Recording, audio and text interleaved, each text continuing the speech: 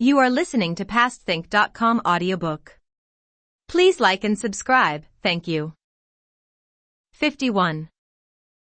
Mind monkey in vain uses 1,000 tricks. Feudal water and fire makes it hard to smelt demons. We were telling you about the great sage, equal to heaven, who fled in defeat, empty-handed. He went to the back of the Golden Helmet Mountain, and as he sat down, big drops of tears fell from his eyes. "Oh Master," he cried.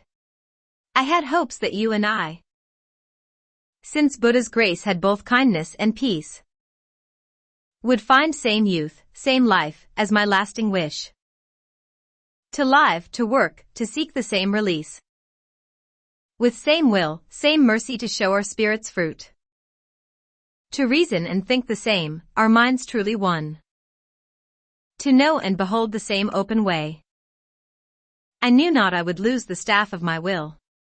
1. How could I prosper with empty hands and feet?" After lamenting like this for a long time, the great sage thought to himself, "That monster spirit recognized me.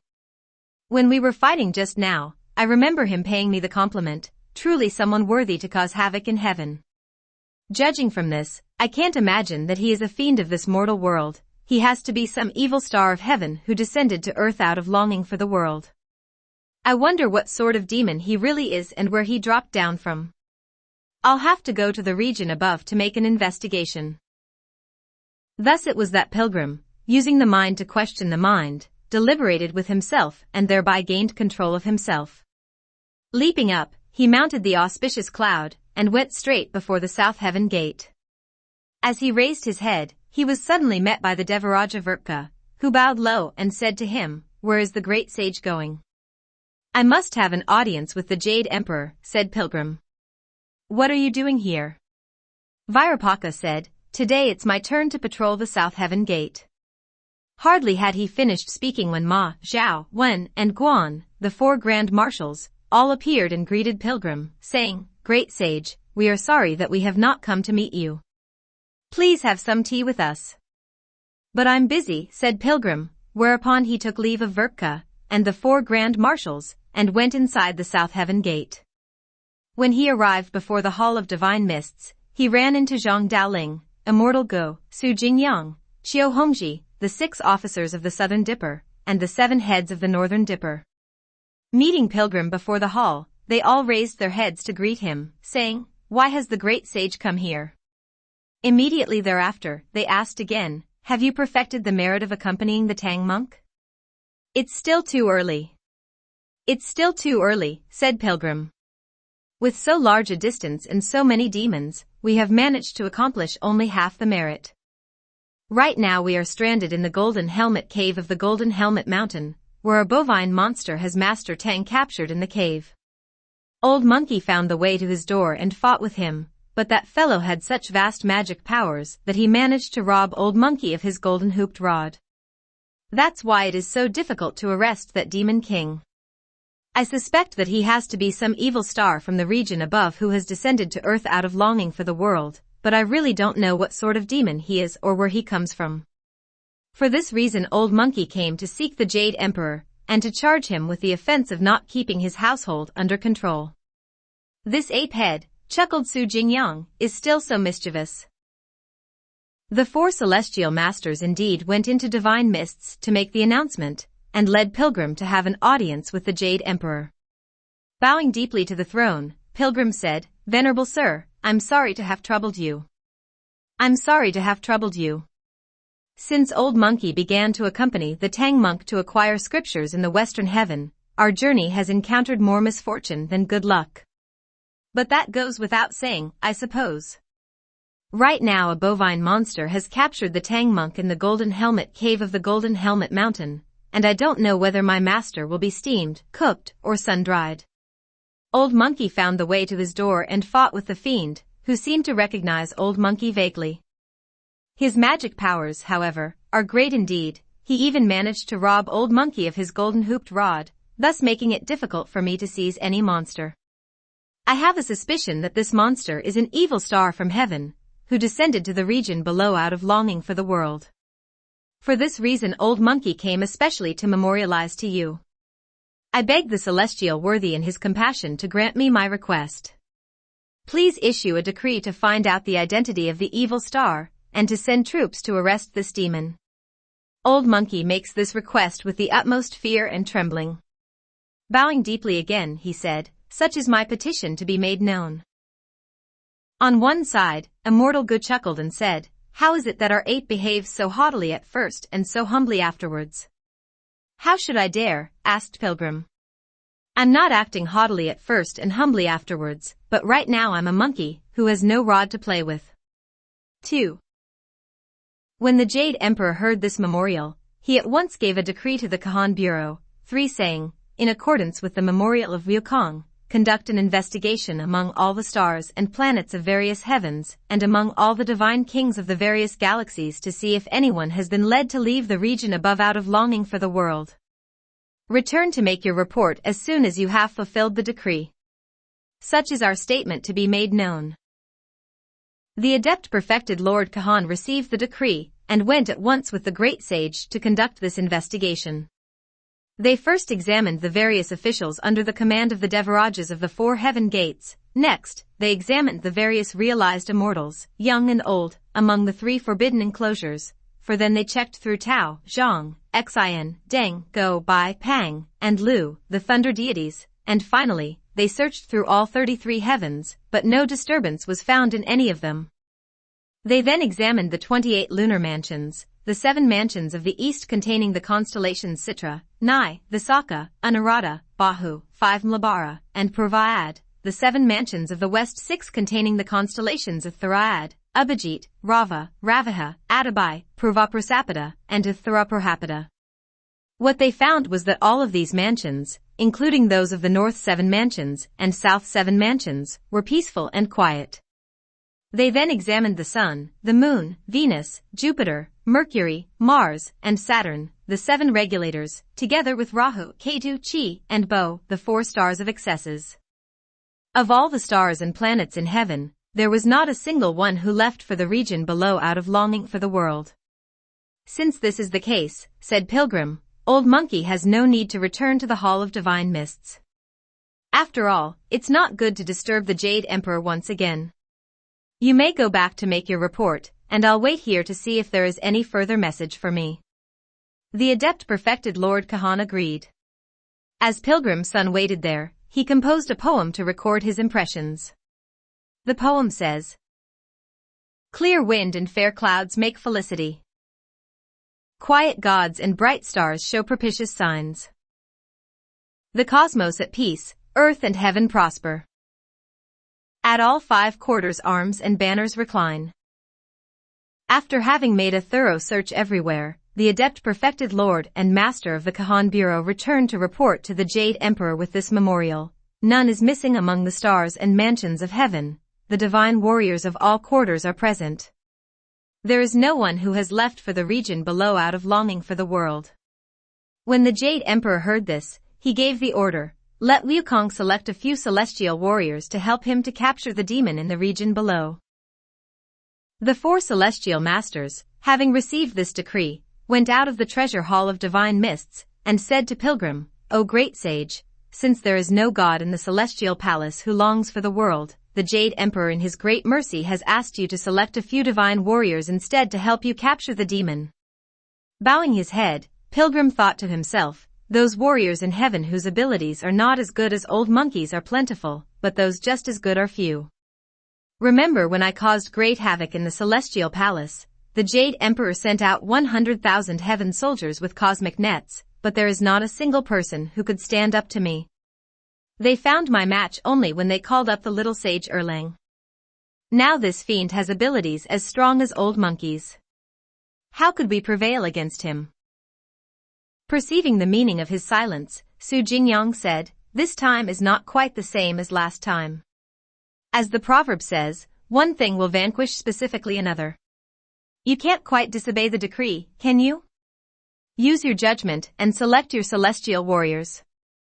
Don't allow your hesitation to cause unnecessary blunder." "In that case," said Pilgrim, "I am grateful for the imperial favor. Indeed, I do not want to disobey the decree, nor does Old Monkey wish to make this trip in vain." Let me trouble Jingyang to report to the Jade Emperor that I would like to be accompanied by Devarajali, the pagoda bearer, and Prince Na. They have quite a few weapons designed to capture fiends. Let us go down below to do battle once with that fiend and see how things stand.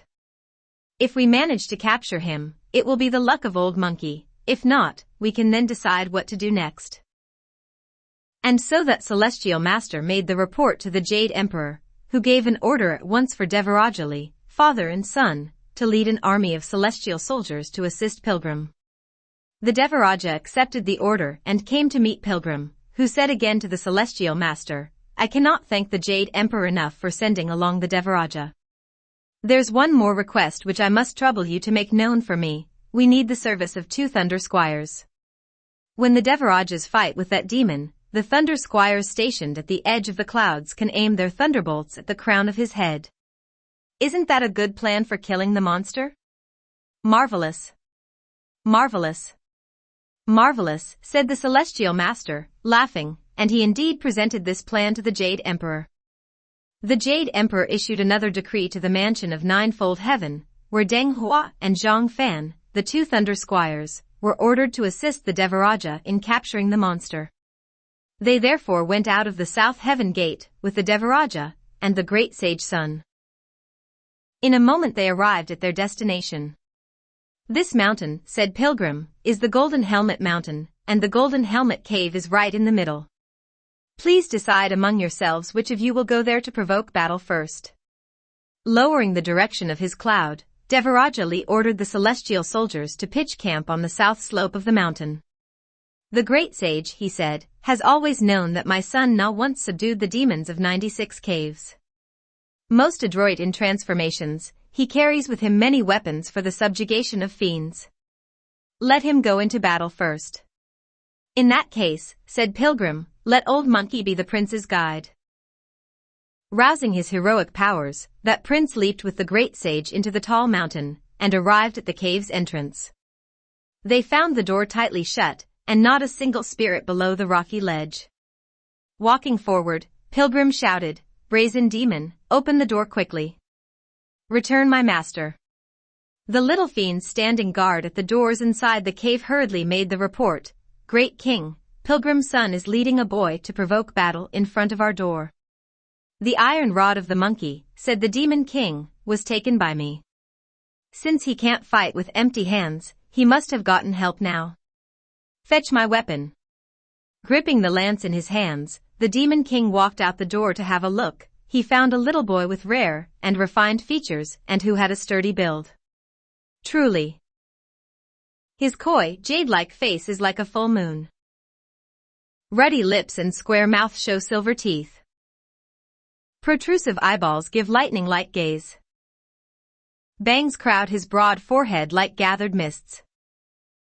His sash like flying flames dances in the wind. Sunlit, his brocade robe sheds golden blooms. Brilliant straps hold up his heart-guarding disc. Lustrous armor matches his battle boots. Though small of body, his voice rings loud and strong. This faith defender, fierce Na of 3 Heaven-s. With a laugh the Demon King said, You are the third child of Devarajali who bears the name Prince Na. Why are you clamoring at my door? Because of the disorder perpetrated by you, brazen demon, said the prince. So you seek to imprison and harm the holy monk from the land of the east. By the golden decree of the Jade Emperor, I have come especially to arrest you. Growing very angry, the Demon King said, You must have been asked by Sun Wukong to come here. I'm the evil star of that Tang monk, all right. But what sort of martial skill does a small boy like you possess that you dare mouth such arrogant words? Don't run away. Have a taste of my lance. Wielding his fiend-cutting sword, the prince met him head-on. As the two of them joined hands and began their contest, the great sage dashed past the mountain slope and cried out, Thunder Squires, where are you? Get down there quickly and aim your thunderbolts at the demon. Help the prince to subdue him. Treading on the cloudy luminosity, Deng and Zhang, the 2 squires, were just about to attack when they saw the prince resorting to magic. Shaking his body, he changed himself into someone with 3 heads and 6 arms holding 6 kinds of weapons to attack the demon. The Demon King also changed himself into someone with 3 heads and 6 arms, using 3 long lances to defend himself. Exercising his fiend-routing power even further, the prince tossed his 6 weapons in the air. Which 6 weapons are these, you ask?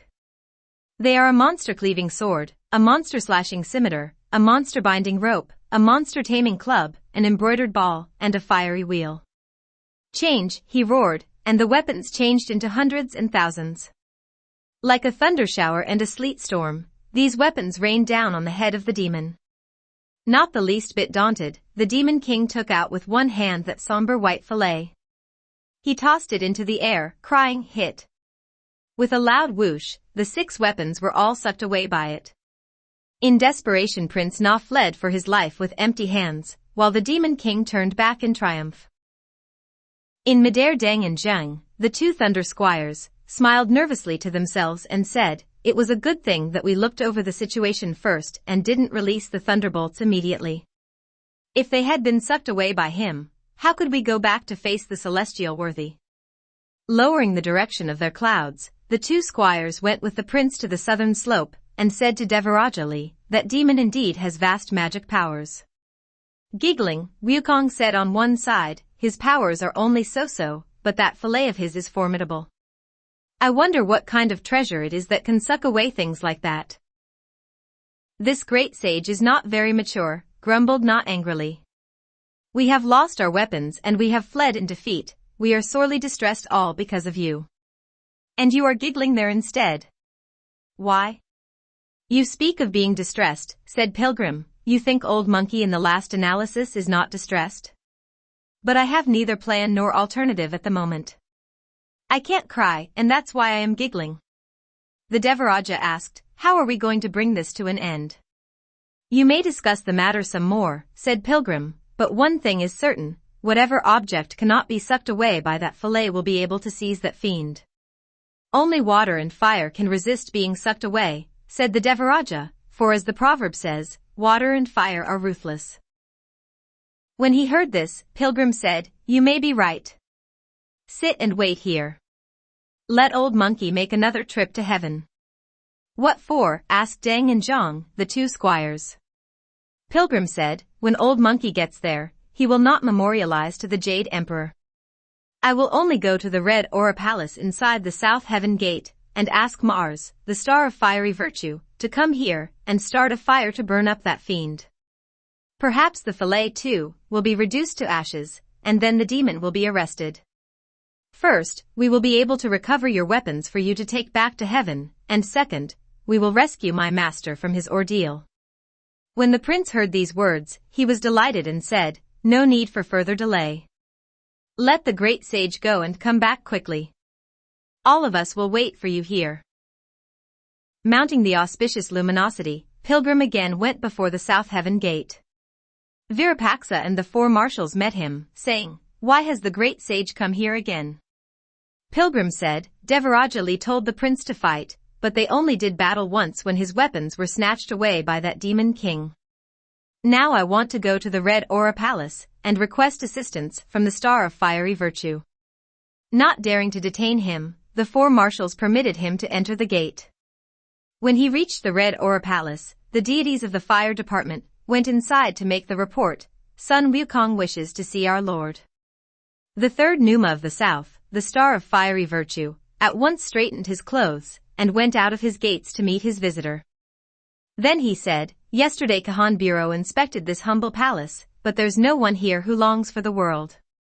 "I know that," said Pilgrim, "but Devarajali and the prince have lost their first battle and their weapons. I came especially to ask you to give us some help." The star said, "Na happens to be the great god presiding over the grand assembly of 3 platforms. 7 When he embarked on his official career, he once subdued the demons of 96 caves. If he with his vast magic powers could not do the job, how could this humble deity hope to assist you?"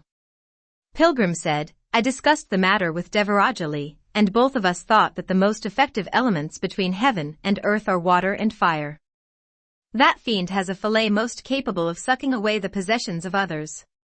We have no idea what sort of treasure it is. Since we know, however, that fire can destroy virtually everything, I have come to ask you to go to the region below and start a fire to burn up the demon and save my master from this one ordeal." When he heard this, the star of fiery virtue immediately called up the divine soldiers of his department and went with Pilgrim to the south slope of the Golden Helmet Mountain.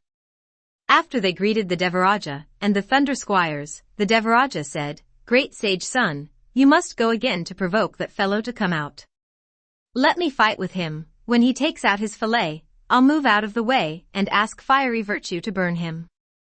"Exactly," said Pilgrim, chuckling. "I'll go with you." They left to provoke battle, while fiery virtue stood on the tall peak with the prince and the two Thunder Squires. When he reached the entrance of the cave, the great sage shouted, "Open the door. Return my master quickly." The little fiends again hurried inside to report, "Sun Wukong is here once more." The demon led his troops out of the cave to say to Pilgrim, "You brazen ape. What sort of help have you acquired this time?" From this side the pagoda bearer Devaraja stepped forward, crying, "Lawless demon. You recognize me?" "Devaraja Li," said the demon king with a laugh, "you want to exact vengeance for your son, I suppose, and you want to recover your weapons?" "For one thing I want to exact vengeance," said the Devaraja, "and for another I want to arrest you so that we can rescue the Tang monk. Don't run away. Have a taste of my scimitar." Stepping aside to dodge the blow, the fiendish creature lifted his long lance and turned to meet his opponent. In front of the cave the two of them had quite a battle. Look at the Devaraja's scimitar slashing. The fiend's lance upraised. The scimitar slashes and frosty light emits bright flames. The lance rises and the will to fight pierces doleful clouds. One is the fiendish creature reared in the Golden Helmet Mountain. One is the deity sent from the divine mists hall. That one for mocking Chan nature unleashes his power. This one, to lift the master's ordeal, shows the great relation. Using magic the Devaraja lets fly sand and stone. Striving to win the fiend sprays mud and dirt. Spraying dirt can darken heaven and earth. Flying sand may becloud rivers and seas. The two work hard to make a merit. Because the Tang monk bows to the world-honored one. When the great sage Sun saw the two of them had begun to fight, he turned at once and leaped up to the tall summit and said to the star of fiery virtue, "Take care, third Numa. Look at them." The demon fought the Devaraja for some time, and in the heat of the battle, he again took out the fillet. When the Devaraja saw it, he at once turned his auspicious luminosity around and fled in defeat. On the tall summit the star of fiery virtue quickly gave the command for the various gods of his department to start the fire. It was some fire, all right. Marvelous. The classic says, "The south is the spirit of fire. A few tiny sparks can burn up 10,000 acres. For the power of the third Numa can change into 100-point fire. Now there are fire lances, fire scimitars, fire bows, and fire arrows. Such the gods of sundry bureaus use in different fashions. You see in midair fire crows flying and cawing, and all over the mount fire steeds swiftly galloping, red rats in pairs, fire dragons in twos. Red rats in pairs throw out mighty flames, and 10,000 miles are reddened. Fire dragons in twos belch thick smoke, and every corner turns black. Fire carts are pushed out. Fire gourds are opened. Fire banners wave on a skyful of mists. Fire rods stir up an earthful of blaze. Why speak of Ning Chi-8 whipping the ox? This is more fierce than Mr. Zhou at Red Cliff. 9. This is a heaven, not a worldly fire, truly awesome. Crackling and roaring, it's a holocaust. When the demon saw the fire coming, he was not in the least afraid. He tossed the fillet in the air, and with a loud whoosh, it sucked away all those fire dragons, fire horses, fire crows, fire rats, fire bows, and fire arrows. Then he turned toward his cave and went back in triumph. The only thing left in the Star of Fiery Virtue's clutch was a banner, which he used to recall all his warriors to join the Devaraja and his followers. As they sat down in the south slope of the mountain, the star said to Pilgrim, "O great sage, truly one seldom sees a vicious demon like this one. Now I've lost my fire gear. What shall I do?" "No need to grumble," said Pilgrim with a smile. "All of you, please take a seat for a while. Old Monkey will make another trip." "Where are you going this time?" asked the Devaraja, and Pilgrim said, "If that fiendish creature is not afraid of fire, he must be afraid of water. The proverb says, water can overcome fire. Let Old Monkey go to the northern heaven gate, and ask the Star of Watery Virtue to let loose his water, and flood the cave. When that demon king is drowned, I'll get back your possessions." "Though this is a good plan," said the Devaraja, "I fear that your master, too, will be drowned." "Don't worry," said Pilgrim. "If my master is drowned, I have a way to revive him. But if I cause you all any further inconvenience, it will not be proper." "In that case," said Fiery Virtue, "please go. Please go. Dear great sage." Again he mounted the cloud somersault, and went before the north heaven gate, where he ran at once into the Devaraja Vairava. "Where is the great sage son going?" asked the Devaraja, bowing. Pilgrim said, "I must enter the dark vastness palace, and see the Star of Watery Virtue on a certain matter." "What are you doing here?" Vairava replied, "Today happens to be my turn to patrol the gate." As they spoke, the four grand marshals, Pang, Lu, Go, and Bai, all came forward to greet Pilgrim, and invited him to have tea with them. "Don't trouble yourselves," said Pilgrim. "My affair's most urgent." Taking leave of the deities, he went straight up to the dark vastness palace, and asked the deities of the water department to announce him. When the Star of Watery Virtue heard the announcement that the great sage Sun Wukong had arrived, he at once commanded that the 4 seas, the 5 lakes, the 8 rivers, the 4 great rivers, the 3 mighty streams, and the 9 tributaries be thoroughly searched. The dragon kings at these places were also asked to retire. He then straightened out his clothes to walk out of the palace door to greet his visitor. As they walked back into the palace, the star said, "Yesterday, Kahan Bureau came to inspect our humble palace, for he feared that some god in this department might have longed for the world. We are still making a thorough investigation of the gods of rivers and seas, and it's not finished yet." "That demon king isn't a god of the rivers," said Pilgrim, "but a much more powerful spirit. At first the Jade Emperor was kind enough to send Devarajali, his son, and 2 thunder squires to try to arrest him down below. He came up with his fillet, and 6 divine weapons were sucked away. Old Monkey had no other choice but to go to the Red Aura Palace and ask the Star of Fiery Virtue to start a fire with the various gods of his department.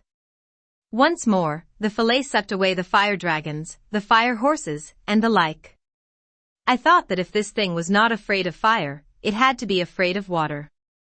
I have come, therefore, especially to ask the star to unleash your water power, capture that monster spirit for us, and recover the weapons for the heaven warriors. The ordeal of my master will also be lifted." When Watery Virtue heard this, he at once gave this order to the divine King Water Lord of the Yellow River, "Follow the great sage, and give him assistance." Taking out a small white jade chalice from his sleeve, Water Lord said, "I have something here to hold water." "Look at that," said Pilgrim. "How much can this small chalice hold? How could it drown the demon?" "To tell you the truth, great sage," said Water Lord, "this chalice of mine contains the water of the Yellow River. Half a chalice means half a river, and 1 whole chalice will hold an entire river." Delighted, Pilgrim said, "Half a chalice is quite enough." He took leave of Watery Virtue at once and slipped away from the heaven arches with the Yellow River god. After he had bailed out half of the Yellow River's water with his chalice, Water Lord followed the great sage to the Golden Helmet Mountain, where they met the Devaraja, the Prince, the Thunder Squires, and Fiery Virtue. No need for going into the details, said Pilgrim. Just let Water Lord follow me there, and let me command the fiend to open the door. Don't wait for him to come out. You just pour the water into the cave, and the whole nest of that fiend will be drowned. I'll go and fish out the corpse of my master, and there'll be lots of time to revive him. Water Lord agreed and walked right behind Pilgrim, who went around the slope to go up to the cave entrance. Fiend, open the door, he cried. Those little fiends standing guard at the door recognized that it was the voice of the great sage Sun, and they hurried inside to report, Sun Wukong is here again. When the demon heard this, he picked up his treasure and his long lance and began to walk out. The stone door opened with a crash and Water Lord immediately emptied the content of his white jade chalice toward the inside of the cave. When he saw the water rushing in, the fiend dropped his long lance and took out the fillet, holding it high at the second door. Not only was the water blocked right there, but it reversed its course and gushed back out of the cave. So startled was the great sage Sun that he somersaulted immediately into the air and, together with Water Lord, leaped up to the tallest peak. The other deities also mounted the clouds to follow them. They all stood on the peak to watch the water swelling to tremendous height and force. Marvelous water. Truly. One spoonful of it will make it unfathomable. 10. For when it's propelled by divine force, it benefits all things and flows to swell 100 streams. You hear its loud splashes rocking the valley. You see its giant crest surging up to heaven. Its mighty roar seems like thunder rumbling. Its violent waves seem like summit snow swirling. Billows, 1,000 feet tall, cover the roadways. Ripples, 10,000 layered, surge o'er the peaks. Gurgling, like spilled jade, 11. Clanging, like plucked strings. Hitting the rocks, it foams like chips of jade tossed high. Rounding the curves, it breaks out in eddies unending. It flows through the lowlands and depressions, filling up brooklets and joining both their reaches. Alarmed by what he saw, Pilgrim said, "That's bad. The water is flooding the rice fields of people everywhere, but it hasn't even touched the inside of his cave. What shall we do?" He asked Water Lord to retrieve the water at once, but Water Lord said, "Your humble deity only knows how to let loose the water, but he doesn't know how to retrieve it. As the proverb says, water thrown out cannot be retrieved." Ah! Fortunately, that mountain was rather tall and rugged, so that all the water flowed swiftly downward. In a moment, it drained into all the brooks and ravines and disappeared. A few little fiends leaped out of the cave afterwards, and when they saw that the water had receded, they began to play there happily, shouting and hollering, boxing with their fists, and wielding their rods and lances. "So this water never reached the inside of the cave," said the Devaraja, "and all our efforts have been vain." Pilgrim could not restrain the anger flaring up in his heart. Wielding both his fists, he dashed up to the door of the demon and shouted, "Don't run away. Watch out for a beating." These several little fiends were so terrified that they all dropped their rods and lances to dash into the cave. Trembling all over, they made the report, "Great King, it's terrible. He's going to give us a beating." Holding high his long lance, the Demon King went out of the door to meet his adversary, saying, "This brazen ape is such a rascal. You have lost to me several times, and not even your water or fire can touch me. Why is it that you have still come to give up your life?" "My son is twisting the facts," said Pilgrim. "I don't know whether I'm the one who will give up my life, or whether you are the one. Come over here and have a taste of your old grandpa's fists." "This monkey is desperately forcing the issue," said the demon with a chuckle. "I'm using the lance, but he is using only his fists. That pair of hands is nothing but skin and bones, and no bigger than walnut pits. How could you call them pounders?" "All right. All right. I'll put down my lance and box with you." Laughing, Pilgrim replied, "That's the way to speak. Come up here." Hitching up his clothes and walking forward, the fiend assumed a boxing posture. His two fists upraised looked truly like two iron sledgehammers. Our great sage also loosened his legs at once and moved his body to attack. Right before the cave entrance, he began to box with the Demon King. This was quite a fight. Aha!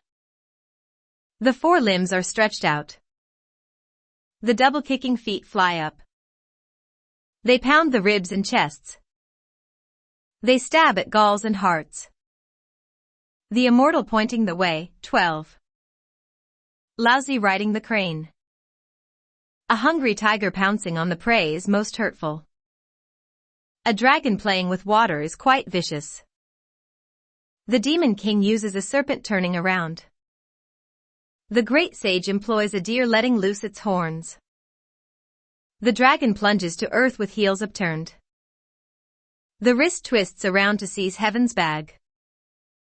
A green lion's open-mouthed lunge.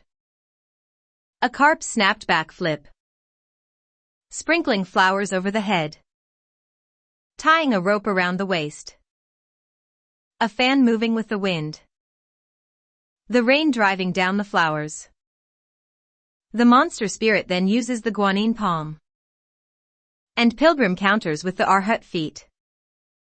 The long punch, stretching, is more slack of course. How could it compare with the short, sharp jabs? The two of them fought for many rounds. None was the stronger, for they're evenly matched. As the two of them boxed in front of the cave entrance, those standing high on the peak were so thrilled by the spectacle that Devaraja Li shouted bravos, and the star of fiery virtue clapped his hands in acclaim. Then the two Thunder Squires and Prince Na led the other deities in rushing forward and tried to help their colleague. On the other side, the little monsters immediately surged forward also to cover their master, waving banners and beating drums, wielding swords and brandishing scimitars.